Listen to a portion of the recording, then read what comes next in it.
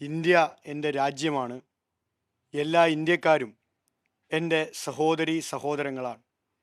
യഥാർത്ഥത്തിൽ ഈ രാജ്യത്തെ വിദ്യാർത്ഥികൾ, ഞങ്ങളുടെ സഹോദരീ സഹോദരന്മാർ, ഞങ്ങളെല്ലാവരും കൂടി ചേർന്ന് നടത്തിയ ഐതിഹാസികമായൊരു പോരാട്ടം ഈ രാജ്യത്തിനിന്ന് പ്രകാശമേകുന്നു എന്നതിൽ ഇവിടെ SFIയുടെ സംസ്ഥാന സെക്രട്ടറി പറഞ്ഞതുപോലെ അതിയായ സന്തോഷം ഞങ്ങൾ അതിന് രേഖപ്പെടുത്തുകയാണ്. ഈ വിജയം രാജ്യത്തെ എല്ലാ മനുഷ്യരുടെയും വിജയമാണ്.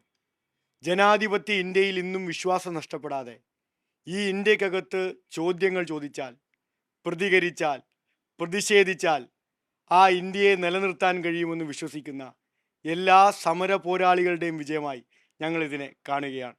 കേരളത്തിനകത്തും രാജ്യത്തിനകത്തും ആകെ ഈ വിഷയങ്ങളാകെ ഉയർത്തി സമരം ചെയ്ത ലക്ഷക്കണക്കിന് വരുന്ന ഞങ്ങളുടെ സഹോദരങ്ങളെ ഞങ്ങൾ അഭിവാദ്യം ചെയ്യുന്നു. ഞങ്ങൾ അവർക്ക് ആശംസകൾ അറിയിക്കുന്നു.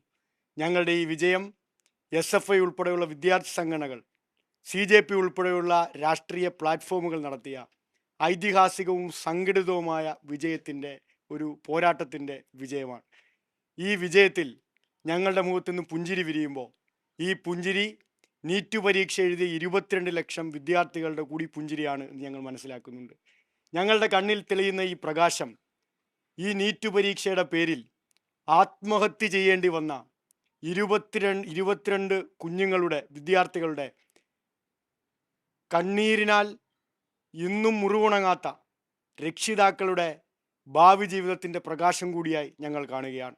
ഇവർ ചവിട്ടി മെതച്ചവർ, ഇവർ കൊന്നു തള്ളിയവർ, ഇവർ നാക്കരിഞ്ഞെടുത്തവർ, പ്രതികരിച്ചതിൻ്റെ പേരിൽ, പ്രതിഷേധിച്ചതിൻ്റെ പേരിൽ നരേന്ദ്രമോദിയുടെ ഭരണകൂടം വെടിവെച്ച് വീഴ്ത്തിയവർ, ആ വെടിവെച്ച് വീഴ്ത്തിയവരുടെ ശബ്ദം ഇന്ന് രാജ്യത്ത് ഉയർന്നു കേൾക്കുകയാണ്.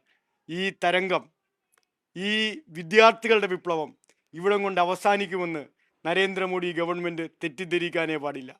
രാജ്യത്തെ RSSനോട്, രാജ്യത്തെ BJPയോട്, രാജ്യത്തെ നരേന്ദ്രമോദി ഗവൺമെൻറ്റിനോട് രാജ്യത്തെ വിദ്യാർത്ഥികൾ പ്രഖ്യാപിക്കുന്നു, ഞങ്ങളുടെ പോരാട്ടം തുടരാൻ പോവുകയാണ്.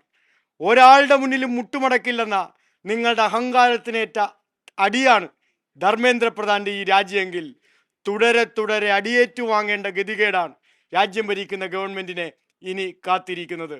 രാജ്യത്തെ തൊഴിലാളികളോട്, കർഷകരോട്, കർഷക തൊഴിലാളികളോട്, രാജ്യത്തെ ജനാധിപത്യ വിശ്വാസികളോട് ഞങ്ങൾ അഭ്യർത്ഥിക്കുന്നത്, നിങ്ങളെല്ലാവരും രാജ്യത്ത് അതിശക്തമായി ഇപ്പോൾ നടത്തിക്കൊണ്ടിരിക്കുന്ന പോരാട്ടത്തെ മുന്നോട്ട് കൊണ്ടുപോകണം എന്ന് ഞങ്ങൾ അഭ്യർത്ഥിക്കുന്നു. നിങ്ങൾ നടത്തുന്ന പോരാട്ടങ്ങളോടൊപ്പം ഞങ്ങളെല്ലാവരും SFI ഉൾപ്പെടെയുള്ള രാജ്യത്തെ പൊരുതുന്ന വിദ്യാർത്ഥി പ്രസ്ഥാനങ്ങളുണ്ടാവും. രാജ്യത്തെ തൊഴിലാളികൾ അവരുടെ തൊഴിലവകാശങ്ങൾക്ക് വേണ്ടി ഈ ഫാസിസ്റ്റ് ഗവൺമെൻറ്റിനെതിരെ നടത്തുന്ന പോരാട്ടത്തിൽ ഞങ്ങളൊപ്പം ഉണ്ടാവും. രാജ്യത്തെ കർഷകർ, കർഷകാത്മഹത്യ ഉൾപ്പെടെ അവരുടെ കാർഷിക മേഖലയുമായി ബന്ധപ്പെടുന്ന വിഷയങ്ങളിൽ നടത്തുന്ന പോരാട്ടങ്ങളിൽ ഞങ്ങളുണ്ടാകും. രാജ്യത്തെ മതവിശ്വാസികളോട്, പ്രത്യേകിച്ച് RSSൻ്റെ പ്രധാനപ്പെട്ട വോട്ട് ബാങ്കായി എല്ലാ കാലവും BJP കണ്ടിട്ടുള്ള മതവിശ്വാസികളോട് ഞങ്ങൾ പറയുന്നു, നിങ്ങളുടെ ആരാധനാലയങ്ങൾ കൊള്ളയടിക്കപ്പെട്ടുകൊണ്ടിരിക്കുന്നു. രാമക്ഷേത്രം ഉൾപ്പെടെ കൊള്ളയടിക്കാൻ BJP ഗവൺമെൻറ്റും അതിന് നേതൃത്വം കൊടുക്കുന്നവരും വിശ്വഹിന്ദു പരിഷത്തും നേതൃത്വം കൊടുക്കുന്നു. നിങ്ങളും സംഘടിച്ച് ഈ സംഘപരിവാർ ഗവൺമെൻറ്റിന് ചോദ്യം ചോദിക്കണം. നിങ്ങളുടെ പൈസയാണ്, നിങ്ങൾ ആരാധനാലയങ്ങളിൽ കൊടുക്കുന്ന തുകയാണ് അവർ കൊള്ളയടിക്കുന്നത്. ആ പോരാട്ടത്തിലും ഞങ്ങളൊപ്പം ചേരുന്നു. അങ്ങനെ രാജ്യമാകെ പോരാട്ടമായി മാറുമ്പോൾ, രാജ്യത്തെ ജനങ്ങളായി പോരാട്ടത്തിൻ്റെ നേതൃത്വമായി മാറുമ്പോൾ, എത്ര ആഴത്തിൽ സമ്പത്തിനാൽ രാജ്യത്തിൻ്റെ ഭരണകൂടത്തെ നിലനിർത്താൻ ഇവർ പരിശ്രമിച്ചാലും ആ സമ്പത്തോ PR വർക്കോ കൊണ്ടോ ഒന്നും ഈ രാജ്യത്തിൻ്റെ ഭരണാധികാരികൾക്ക് പിടിച്ചു നിൽക്കാൻ കഴിയില്ല എന്നതിൻ്റെ തെളിവായി ഈ വിദ്യാർത്ഥി വിപ്ലവം മാറുകയാണ്. ഇതൊരു വിദ്യാർത്ഥി വിപ്ലവമാണ്.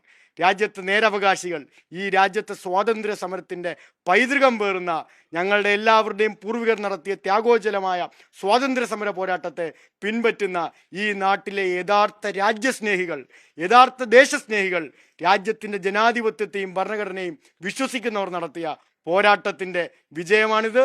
ഈ രാജ്യത്തെ വിദ്യാർത്ഥികൾ പറഞ്ഞ രാഷ്ട്രീയത്തോട് മോഡി അങ്കിളിൻ്റെ PR വർക്കിന് പിടിച്ചു നിൽക്കാൻ കഴിഞ്ഞില്ല എന്ന ദയനീയ സ്ഥിതി കൂടി രാജ്യത്തെ BJPക്കാർ ഇനിയെങ്കിലും തിരിച്ചറിയണം. അതുകൊണ്ട് മോഡി അങ്കിളിൻ്റെ PR വർക്ക് കൊണ്ട് പുതിയ ജനറേഷനെ നേരിടാനിറങ്ങിയതിൻ്റെ പരാജയം കൂടിയാണെന്ന് തിരിച്ചറിഞ്ഞ് പുതിയ തന്ത്രങ്ങളുമായി ഇനി വിദ്യാർത്ഥികളെ നേരിടാൻ നിങ്ങൾ രംഗത്തിറങ്ങണം. അതിനെയും നേരിടാൻ രാജ്യത്തെ വിദ്യാർത്ഥികൾ സുസംഘടിതമായി കേരളത്തിൻ്റെയും രാജ്യത്തിൻ്റെയും തിരുവോരത്തുണ്ടാകുമെന്ന് ആത്മവിശ്വാസത്തോടെ ഞങ്ങൾ പറയുക.